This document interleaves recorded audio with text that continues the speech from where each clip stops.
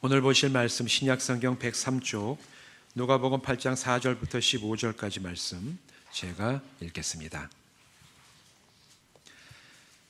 각 동네 사람들이 예수께로 나와 큰 무리를 이루니 예수께서 비유로 말씀하시되 씨를 뿌리는 자가 그 씨를 뿌리러 나가서 뿌릴새 더러는 길가에 떨어짐에 밟히며 공중의 새들이 먹어버렸고 더러는 바위 위에 떨어짐에 싹이 났다가 습기가 없으므로 말랐고 더러는 가시떨기 속에 떨어짐에 가시가 함께 자라서 기운을 막았고 더러는 좋은 땅에 떨어짐에 나서 100배의 결실을 하였느니라. 이 말씀을 아시고 외치시되 들을 귀 있는 자는 들을지어다. 제자들이 이 비유의 뜻을 물으니 이르시되 하나님 나라의 비밀을 아는 것이 너희에게는 허락되었으나 다른 사람에게는 비유로 하나니 이는 그들로 보아도 보지 못하고 들어도 깨닫지 못하게 하려 함이라. 이 비유는 이러하니라.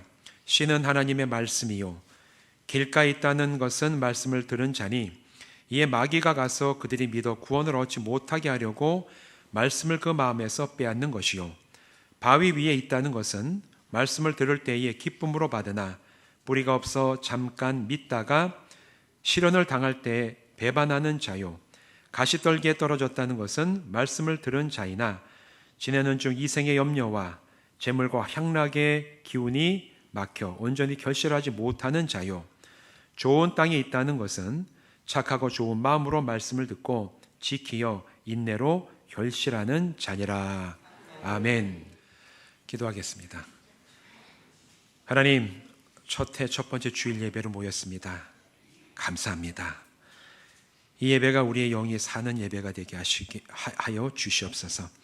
이제 말씀을 나눕니다. 성령님, 우리의 심령 가장 깊은 곳에 오셔서 좌정하시어 진리의 빛을 비춰주심으로 이 말씀을 통하여 우리 영의 생명을 얻게 하시고 또 한 해 우리가 믿음의 길을 가는데 온전한 방향과 능력을 힘입는 믿음의 시간 되게 하여 주시옵소서. 예수님의 이름으로 간절히 축복하며 기도하옵나이다. 아멘. 올해 새해 첫 번째 주일 예배를 이 시간 이곳에서 함께 하시는 여러분, 또 온라인으로 함께 하시는 분들 주님의 이름으로 축복합니다. 오늘 이 시간에는 교회 표 우리가 나와 있죠. 헌신하는 성도, 열매 맺는 교회. 이 표 정해놓은 이 근거가 되는 구절을 가지고 오늘 우리는 어떻게 해야지 정말 우리가 이 신앙의 열매를 한 해 동안 잘 맺을 수 있을까? 말씀을 한번 살펴보는 시간을 가지려고 합니다. 2024년이 되니까 저희 가족이 우리 교회에 이제 부임해서 목회를 하게 된 지가 햇수로 10년이 됐어요. 감동이 없으시네요. 저는 굉장히 감동이 됐는데 10년이 됐습니다. 10년이 돼서 10년 참 빠르죠. 그래서 매일 보시는 분들은 변한 게 없다고 이제 생각하시는데 제가 10년 전에 처음 와가지고 찍은 사진 보니까 여기에 흰머리가 없더라고요. 좀 이렇게 늙었구나, 이게 나이가 드는 게 맞구나, 이제 그런 생각을 이제 하면서 10년 참 금방 갔어요. 그래서 엊그제 온 것 같은데 벌써 10년이 지나가서 참 10년이라는 이제 시간 동안에 참 여러 가지 일들에 대해서 한번 생각해 보면서 한 주간을 지냈습니다. 그 시간 동안에 제가 이곳에서 목회하면서 새롭게 알게 된 것이 여러 가지인데 그 중에 몇 가지는 농사에 대해서 좀 새롭게 알게 된 것들이 이 교회 목회하면서 이제 우리 성도님들, 장로님들과 대화하면서 알게 된 게 몇 가지가 있어요. 사실 시골 교회 목회, 농촌에 있는 교회를 목회하지 않으면 농사에 이렇게 관심을 가질 일이 없습니다. 도시에 있는 목회자들이 농사에 무슨 자기가 농사를 짓지 않는 이상은 농사에 대해서 관심을 가질 이유가 별로 없죠. 그런데 다 아시다시피 우리 교회는 농사 짓는 분들도 많이 계시고 대부분 다 농사 지으시기 때문에 이제는 이 교회를 담임하는 제 입장에서는 예전에는 별로 그렇게 크게 신경 쓰지 않았던 가뭄이 든다거나 장마가 너무 오래 지속된다거나 갑자기 추워진다거나 하면 이 마음에 부담이 되는 거예요. 이게 빨리 이게 정상적인 기온이 돼야 되는데, 왜냐하면 우리 성도들이 농사 짓기 때문에 저는 제 몸으로는 농사를 조금만 집니다. 고구마 항상 고구마 농사. 그래서 우리 할머니 권사님들 이제 연말에 나눠드리는 게 제가 하는 농사인데 그건 농사라고 얘기할 수도 없죠. 하지만 몸으로는 제가 몸으로 농사는 안 지어도 마음으로는 이미 농부가 된 것 같아요. 우리 성도님들이 다 농사 지으시니까 거기에 저의 마음도 같이 따라가는 것 같습니다. 해서 농사에 대한 이제 관련되어 있는 여러 가지 생각들이 들지요. 그러면서 농사에 대해서 잘 모르던 것을 좀 알게 되는 것들이 있는데, 농사를 모르는 보통 사람은 이제 작물이나 나무를 보게 되면 잎이 아주 무성하고 꽃이 아주 많이 피면, 야, 이게 잎이 많고 꽃이 많으니까 이 나무 참 좋은 나무고, 야, 이 과실이 참 잘 열리겠다. 아마도 보통 사람들은 그렇게 생각을 해요. 근데 이렇게 농사 짓는 분들에게 여쭤보면 다른 말씀을 하시죠. 나무에 아주 잎이 무성하고 꽃이 아주 이 과일나무에 많이 열리면 좋은 겁니까? 나쁜 겁니까? 모르세요?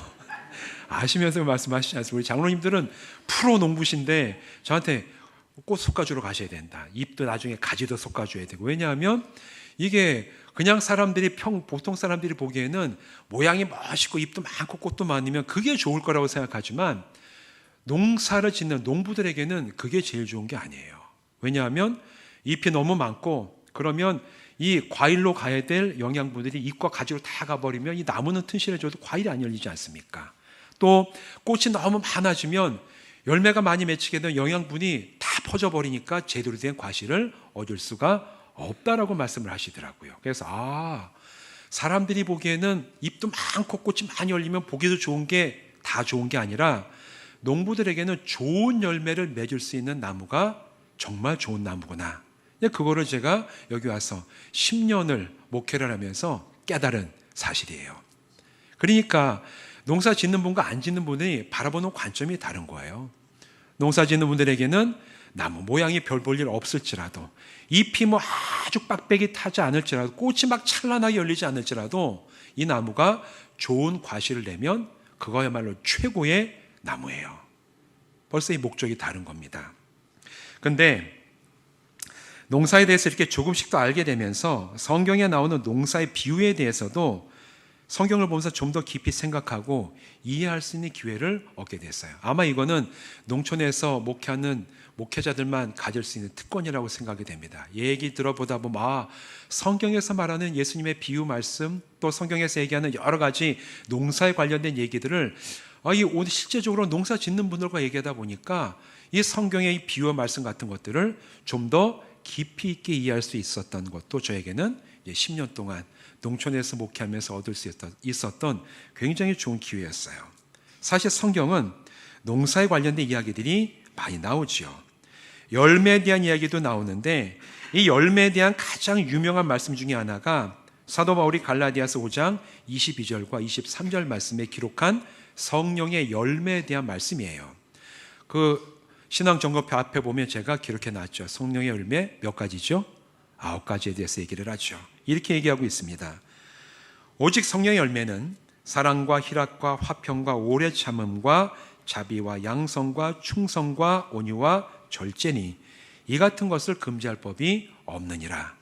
정확하게 성령의 열매, 이렇게 하면서 사도 바울이 얘기한 아주 명확한 열매에 대한, 성도들이 맺어야 될 열매에 대한 이 말씀이 갈라디아서 5장에 기록되어 있고, 사도 바울뿐만 아니라 예수님도 신앙에 대해서 말씀하실 때 농사나 작물에 비유하실 때가 여러 군데의 복음서에 기록이 되어 있어요. 대표적으로 요한복음 15장 5절 말씀에서 예수님이 이렇게 말씀을 하십니다. 나는 포도나무요 너희는 가지라. 그가 내 안에 내가 그 안에 거하면 사람이 열매를 많이 맺나니 나를 떠나서는 너희가 아무것도 할 수 없음이라. 예수님께서 직접 하신 말씀이에요. 이 예수님의 포도나무 비유의 핵심은 예수님께서 나무의 본체라고 말씀하시고 너희는 거기에 붙어있는 가지라고 말씀하시면서 이 말씀의 핵심은 뭐냐? 너희가 잎을 많이 내라? 그것도 아니에요. 그냥 가지가 튼튼하게 있어라? 그것도 아니에요. 최종적으로 예수님의 이 말씀의 최종 결론은 열매를 많이 맺을 수 있다. 예수님도 열매에 대한 얘기를 비유의 말씀에서 하고 계시는 거예요. 오늘 이 말씀, 우리가 읽은 이 본문 말씀도 동일합니다. 오늘 본문에서도 예수님은 4가지 땅에 떨어진 씨 비유의 말씀을 하시면서 8절에서 이렇게 말씀을 하시죠. 우리 같이 8절 말씀 읽어보실까요? 시작. 더러는 좋은 땅에 떨어짐에 나서 100배 결실을 하였느니라. 이 말씀을 하시고 외치시되 들을 귀 있는 자는 들을지어다. 아멘. 열매 맺는 것에 대한 얘기를 아시죠? 몇 배? 100배. 100배 열매를 맺는데요. 예수님께서 그래서 이 작물, 식물, 씨 뿌리는 비유 이런 것에 대해서 말씀하실 때 보면 예수님의 이 비유의 말씀의 핵심도 어떤 열매를 맺을 것인가, 여기에 굉장히 중요점이 있다는 것을 우리는 비유 말씀을 볼 때 기억을 해야 됩니다. 보통 이 말씀은 씨를 뿌리는 것을 복음을 전하는 것으로, 또 그 복음을 듣고 믿어서 영혼이 구원받는 것을 결실하는 것으로 이해하는 경우들이 사실 많이 있죠. 씨를 뿌리는 것은 복음을 전하고 전도하고 선교하는 것이고, 이 열매를 맺었다는 것은 이 사람도 예수 믿고 저 사람도 예수 믿어서 많은 사람들이 믿어 영혼 구원을 하게 되면 그게 비유에서 얘기하는 결실이다, 열매다. 한국교회가 보통 이렇게 이해를 하고 많이 그런 식으로 설교를 지금까지 나눠왔어요. 틀린 이해는 아닙니다. 맞죠. 그 의미도 들어 있습니다. 그런데 이 씨를 뿌리고 결실 맺는 것을 단순히 영혼 구원으로만 한정하는 것은 예수님이 하신 말씀을 지나치게 단순하게 제안하는 거예요. 그 얘기가 맞는 얘기지만 예수님은 사실 그것보다 훨씬 더 많은 얘기를 이 비유 속에서 제자들과 예수님의 말씀을 듣는 사람, 오늘 우리들에게도 하고 계십니다. 뭘 얘기하고 싶으셨을까? 예수님이 이 비유가 포함되어 있는 전체 이 단락, 이 장에서 정말 하고 싶었던 이 말씀에 잘 드러나 있는 구절은 이 비유의 내용이 기록되어 있는 쭉 내려가다 보면 19절부터 21절까지의 말씀을 보면 예수님이 비유를 말씀하신 전체 맥락의 핵심이 19절부터 21절 가운데 기록이 되어 있습니다. 19절, 21절은 예수님이 가르치시고 말씀을 전하시는데 예수님의 가족들이 예수님을 찾아왔어요. 그러자 거기에서 말씀을 듣던 사람들이 예수님에게 가족이 왔습니다. 어머니도 왔고 형제들도 지금 와 있습니다. 이렇게 알려줬어요. 그러자 예수님께서는 21절에서 이렇게 말씀을 하십니다. 예수께서 대답하여 이르시되 내 어머니와 내 동생들은 곧 하나님의 말씀을 듣고 행하는 이 사람들이라. 사실 지금 읽어도 이 말씀은 굉장히 충격적인 말씀입니다. 가족이 누구냐? 아니, 어머니가 찾아왔다는데 예수님 말씀하시는 게 그 사람들이 아니라 내 가족은, 내 어머니는, 내 형제들은 누구냐? 하나님의 말씀을 듣고 그 말씀을 행하는 자가 나의 어머니고 나의 가족이다. 여러분, 이거 굉장히 충격적인 얘기입니다. 예수님은 하시고 싶은 말씀의 핵심이 여기 있었던 거예요. 누가? 하나님의 말씀을 듣고 행하는 사람이 나의 가족이고, 그 연장선, 이 맥락은 다 그 맥락에서 하신 말씀인데 예수님이 오늘 이 본문, 우리가 읽은 이 본문에서 씨 뿌리는 자의 말씀을 하신 것도 사실은 이 말씀을 하시기 위해서 이 씨 뿌리는 자의 비유를 들어서 얘기를 하신 거예요. 하나님의 말씀을 듣고 행하는 것이 중요하다는 것을 가르치는 맥락 가운데 씨 뿌리는 비유도 들어있는 겁니다. 그래서 오늘 읽은 본문 말씀에 15절 명확하게 핵심을 잘 드러내고 있죠. 15절 말씀을 같이 읽겠습니다. 시작. 좋은 땅에 있다는 것은 착하고 좋은 마음으로 말씀을 듣고 지키어 인내로 결실하는 자녀라. 아멘. 열매를 맺으라는 얘기예요. 비유의 핵심은 열매가 씨가 뿌려져서 자랐습니다. 이게 아니라 자라 열매를 맺었습니다. 여기에 핵심이 있다라는 것을 얘기하시면서 열매 맺는 그것이 무엇이냐? 하나님의 말씀을 듣고 행하는 것이다. 사실 이 말씀을 비유해서 예수님이 가장 하고 싶어 하시는 말씀이에요. 좋은 땅이 이처럼 말씀을 듣고 잘 받아들이고 행하는 사람, 그게 좋은 땅이라면 앞에 9절에서 얘기하고 있는 다른 땅은 이와 다르거나 반대되는 특징을 드러낸다고 얘기할 수 있어요. 이 맥락을 전체 살펴보면 사실 이 본문의 비유는 적어도 하나님의 말씀을 듣고서 아는 사람들에게 주신 비유의 말씀입니다. 나는 하나님의 말씀도 듣기 싫고 그 말씀 나랑 아무 상관도 없다. 그런 태도를 가지고 살아가는 사람에게는 이 비유의 말씀이 해당이 안 돼요. 왜냐하면 들은 사람에 해당되는 사람들이 이 비유에 나오는 이제 땅의 비유에 해당되는 사람은 적어도 말씀을 한 번은 들어보고 그 말씀을 듣는 환경 가운데 있는 사람들에게 주신 비유의 말씀입니다. 다른 말로 얘기하면 적어도 내가 믿는다라고 생각하는 사람들, 그리스도인들, 성도들, 교회에 나오는 사람들에게 해당되는 비유의 말씀이죠. 여기에 나오는 이 빛의 그 밭에 비유된 사람들 쭉 여러 가지 종류가 나오는데, 첫 번째, 어떤 사람은 하나님의 말씀을 들어도 그 말씀의 중요함과 시급성을 전혀 알지 못해서 그 말씀에 반응하지 않는 사람들이 있어요. 하나님 말씀을 듣죠. 그 말씀이 나와 상관이 없는 거예요. 그래서 그 말씀에 내가 그렇구나 반응하지도 않아요. 그 말씀이 나를 변화시키지도 않아요. 그러다 보면 반응하지도 않고 변화시키지도 않는 것은 길가에 떨어진 씨가 떨어진 것과 같아서 땅에 들어가지도 않고 묻히지도 않고, 당연히 이 생명의 반응이 일어나지 않으니까 누가 오냐? 마귀가 찾아온다. 그 씨가 혹시나 들어가서 열매를 맺을까 봐 마귀가 홀랑 와가지고 싹 집어가서 그 말씀으로 인해서 구원받고 그 말씀에 따라 살지 못하게 하는 게 바로 길가에 뿌려진 씨와 같은 마음을 가지고 살아가는 사람이다. 예수님의 첫 번째 길가에 떨어진 씨는 그런 의미가 있습니다. 또 다른 사람이 있죠. 어떤 사람은 하나님의 말씀을 들으면 이게 그것이 진리가 맞구나, 진리라고 생각하고 기쁨을 느낄 때도 있어요. 그런데 그 기쁨 느낀 것이 아무 문제 없이 살아갈 때는 그게 기쁨도 되고 진리라고 생각이 되지만, 사람의 인생에 살아가다가 예상치 못하는 어려움을 만나고 때로는 시련을 당하게 되면 자기가 느낀 그 기쁨이 시련을 이겨내지 못하는 거예요. 결국에는 그 시련과 환난 앞에 압도당해가지고 결국 그 말씀까지도 다 사라져버리고 마는 그런 마음밭 상태에 있는 사람이 있는데, 그런 사람이 누구냐? 두 번째 나오는 누구죠? 바위 위에 떨어진 씨와 같은 그런 마음을 가지고 사는 사람이다. 예수님은 그렇게 말씀을 하시는 거죠. 세 번째는 씨가 뿌려지면 받기는 받아요. 그런데 하나님의 말씀을 들었지만 여전히 그 말씀이 주는 기쁨보다는 세상이 주는 즐거움, 세상에 주는 쾌락, 이 세상과 버타에 사는 게 훨씬 좋기 때문에 말씀보다는 세상의 마음을 뺏기고 살아가다 결국 그쪽으로 가버리고 마는 그런 마음밭을 가지고 있는 사람을 예수님은 가시떨기나무, 가시떨기가 펴져 있는 그런 밭이다, 이렇게 말씀을 하십니다. 그런데 좋은 땅에 떨어지면 열매를 맺어 결실한다고 예수님은 비유의 말씀을 결론을 내리시죠. 우리가 잘 알고 있는 말씀이에요. 그럼 이 시간에 저는 여러분에게 제안을 하고 싶습니다. 우리가 잘 아는 이 말씀을 살펴보면서 과연 그러면 우리는 좋은 열매를 결실하기 위해서 무엇을 갖춰야 되는가? 가장 중요한 두 가지가 있어요. 이 본문 말씀 얘기하는 그 두 가지를 찾아내서 내가 정말 내 마음밭에, 내 삶의 믿음의 여정에 갖춰야지만 우리가 이 믿음의 길을 온전히 열매 맺으며 갈 수가 있구나. 바로 이 두 가지를 찾으시기를 바랍니다. 첫 번째는 무엇이냐?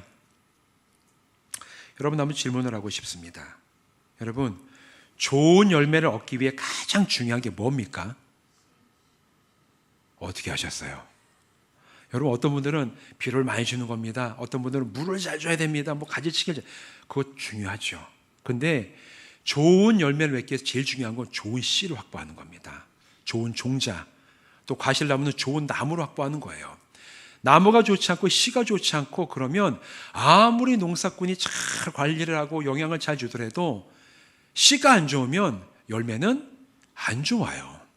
제일 중요한 건 씨입니다. 씨. 어떤 종자. 요즘에 그래서 전 세계적으로 이 종자 전쟁이 벌어지고 있어요. 종자 전쟁이라고 얘기를 합니다.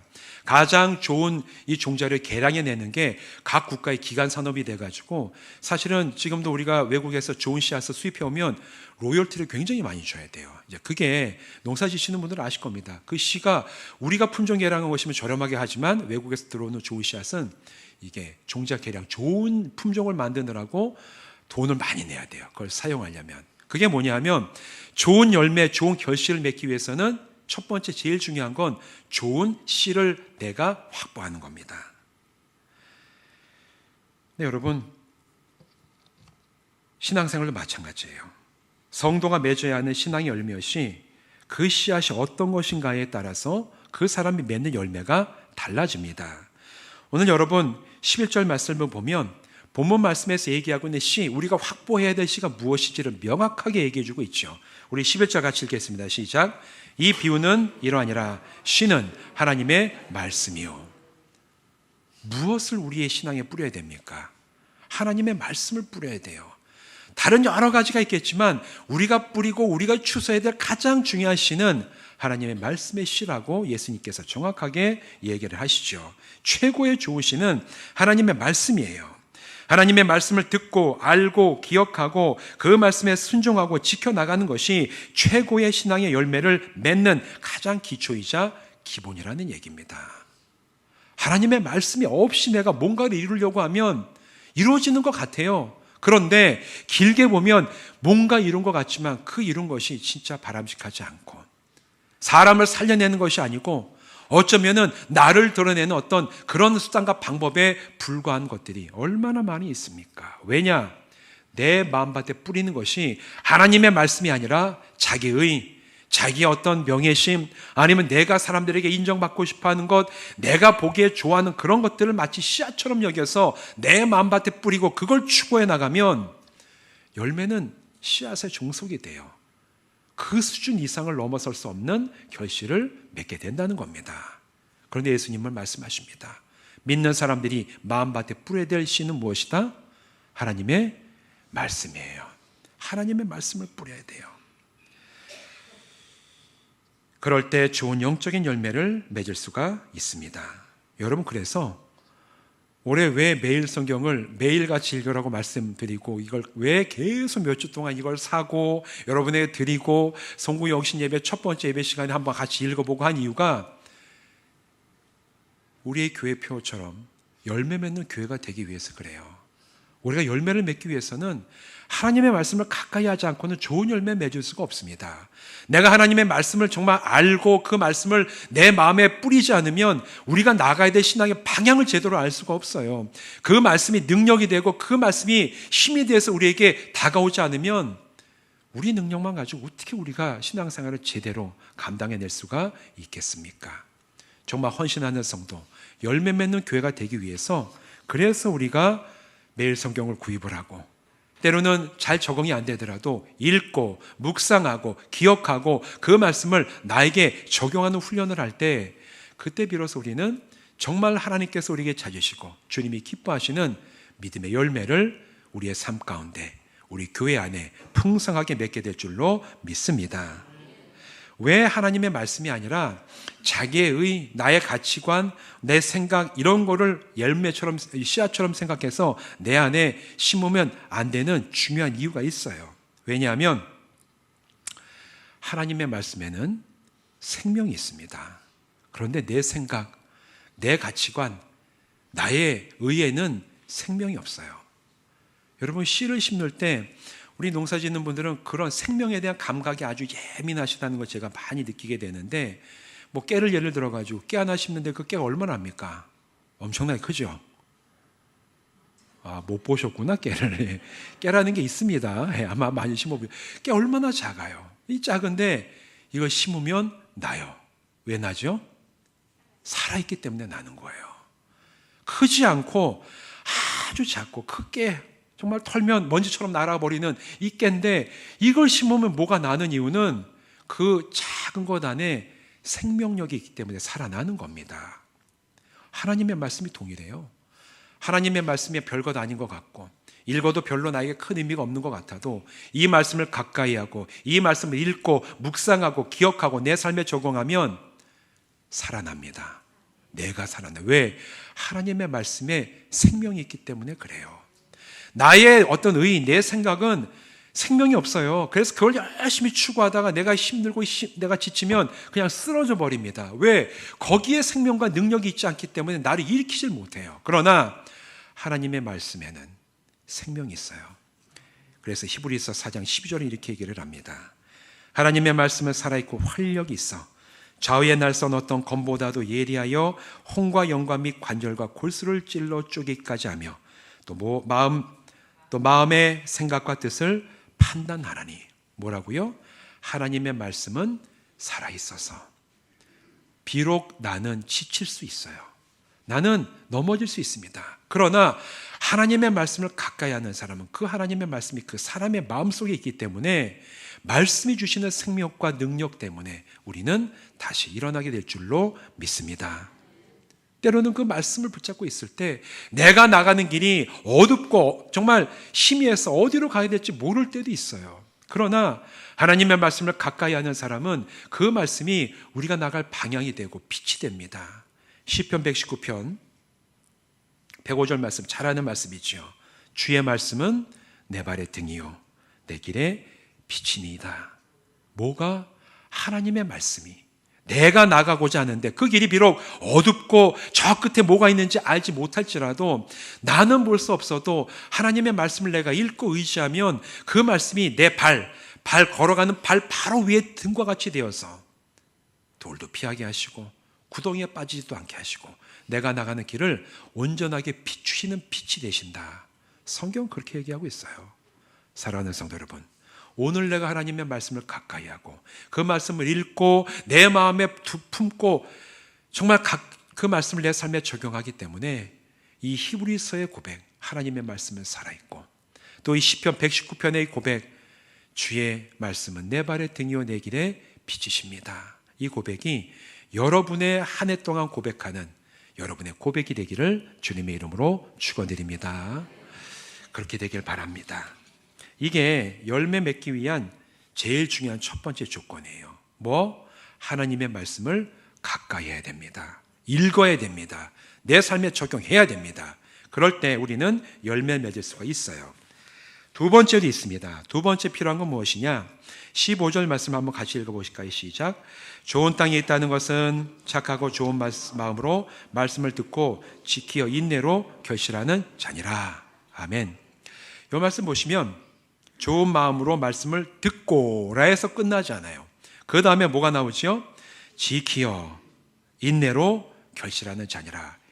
뒤에 지키어 인내로 결실하는, 그게 우리에게도 필요한 거예요. 여러분, 하나님의 말씀을 읽는 건 굉장히 중요합니다. 묵상하고 내 삶에 적용할 점들을 잘 뽑아내는 것도 중요해요. 근데 그렇게 했다고 해서 그게 그 말씀이 무슨 저절로 나를 변화시키냐, 그런 경우도 있어요. 하나님이 감고 나셔가지고 말씀 한 구절 갖고 사람을 변화시키는 경우도 있지만 그거는 예외적인 경우고, 많은 경우에 있어서는 성도들이 그 말씀에 반응을 해야 돼요. 읽고 묵상하고 찾아낸 그 적용점들을 나에게 적용하려고 그러면 어떻게 해야 되냐? 지켜야 됩니다. 말씀을 지킨다는 거, 원어를 보면 의지를 가지고 결단하고 꼭 붙든다라는 의미를, 이걸 성경은 지키다라고 번역을 해놨어요. 놓치면 안 되는 거예요. 의지가 있어야 됩니다. 내가 주님 이거 붙잡고 놓치지 않을 겁니다. 나 붙잡아도 좋고 그냥 떠나가도 좋고, 이게 아니라 한번 주시면 저는 꼭 붙잡고 안 놓을 겁니다. 이런 의지적인 결단이 있는 단어가 바로 지키다라는 의미예요. 그 얘기는 우리가 말씀을 읽을 때 말씀에서 주신 은혜를 붙잡아야 돼요. 계속해서 돌아보고 묵상해야 됩니다. 그리고 주님 이걸 내 삶에 적용하겠습니다 꽉 붙잡을 때, 그때 우리에게 이 말씀이 뿌려지고 자라나는 역사가 있다라는 거예요. 이게 우리에게 필요해요. 그 다음에 보면 인내로 결실하는 자니라. 여기서 얘기는 원래 원어 보면 인내하며 결실한다. 참아내면서 우리가 자라나게 해서 열매를 거두는 것이 필요하다라는 겁니다. 여러분, 말씀을 따라 사는 삶이 늘 좋고 즐겁고 아름다운 일만 있습니까? 아니에요. 때로는 말씀을 지키기 위해서 우리가 희생해야 될 것이 있고, 사람들과 이 말씀을 지키는 가치관이 안 맞아서 때로는 우리가 사람들로부터 싫은 소리를 들을 때도 있고 내가 희생해야 될 때도 있어요. 그러나 그런 일 가운데서도 정말 열매가 맺어지기 위해선 참고 인내하고 견디면서 결실을 하는 자다. 예수님은 바로 비유의 말씀에서 이렇게 말씀을 하고 계세요. 이걸 한마디로 요약하면 헌신하는 성도입니다. 헌신은 의지와 결단이 있는 사람만 할 수가 있어요. 저절로 헌신 안 됩니다. 저절로 내가 훈련되냐? 훈련 안 돼요. 훈련은, 헌신하는 것은 주님 제가 말씀을 붙잡고 따라갑니다. 때로 견디겠습니다. 때로 인내하겠습니다. 그 모든 과정을 말씀이 내 마음속에 떨어져서 씨가 되고 생명이 있기 때문에 자라나고, 하나님께서 찾으시는 그 열매를 주여 제가 열매 맺어 찾아서 추수할 때까지 저는 꼭 붙들고 인내하며 나가겠습니다. 그게 바로 오늘 말씀에서 얘기하는 헌신하는 성도가 되는 길입니다. 성도 여러분, 그래서 올해 2024년에는 우리에게 하나님의 말씀이 꼭 필요해요. 왜? 헌신하는 성도, 열매 맺는 교회가 되기 위해서. 생명의 원천이며 진리이신 하나님의 말씀을 가까이 하고 읽고 묵상하는 성도들 되시기를 주님의 이름으로 축원드립니다. 그리고 그 말씀을 통하여 주시는 은혜와 위로를 여러분 풍성하게 체험하시기를 바라요. 말씀을 읽어야 그 안에서 오는 풍성함과 위로를 경험할 수 있어요. 안 읽은 분들은 경험 못해요. 내가 그 말씀에 부딪히고 말씀이 나를 읽을 때, 그때 진짜 우리는 그 말씀의 깊이와 위로와 풍성함을 느낄 수가 있습니다. 또한 그 말씀이 나에게 명령하시는 것들을 마음을 다해 결단하고 굳게 붙들며 견디며 순종함으로 하나님의 말씀이 생명의 씨앗이 되어서 내 영혼에서 시작된 결실이 나의 인격에서 드러나고 성품에서 나타나고 나의 모든 삶에 아름답게 그 열매가 맺어지는 것을 올 한 해 여러분이 목격하시고 주님이 기뻐하시고 교회가 함께 축복하고 축하할 수 있는 정말 열매가 풍성히 맺히는 2024년의 삶을 우리 모두가 함께 살아가시기를 주님의 이름으로 축원드립니다. 기도하시겠습니다. 하나님 감사합니다. 우리가 새해에 헌신하는 성도, 열매 맺는 교회라는 표를 가지고 우리의 영적인 성장을 이루어가기를 결단하고 각오를 했습니다. 그러기 위해 제일 중요한 것은 하나님의 말씀, 생명이 있는 그 씨앗이 우리 마음밭에 온전하게 뿌려지는 것이 중요합니다. 우리 모든 성도들 하나가 돼서 이 말씀을 읽는 것에 힘쓰는 한 해가 되게 하여 주시옵소서. 이제 우리가 함께 매일 성경을 가지고 매일매일 같은 본문을 가지고 말씀을 읽고 묵상하고 기억하고 삶의 적용점을 찾아내는 훈련을 해나가고 있습니다. 어색하고 익숙하지 않아서 어려울 때도 있겠지만 하나님 그때마다 성령님께서 우리 모든 성도들의 마음과 생각과 이성을 주장하여 주셔서 말씀을 통하여 얻게 되는 놀라운 은혜와 풍성한 위로와 그 사랑을 발견하게 하여 주시옵시고 우리가 말씀을 읽고 결국에는 이 말씀이 내 삶을 읽어낸다는 그 놀라운 은혜를 우리가 체험할 수 있는 한 해가 되게 하여 주시옵소서.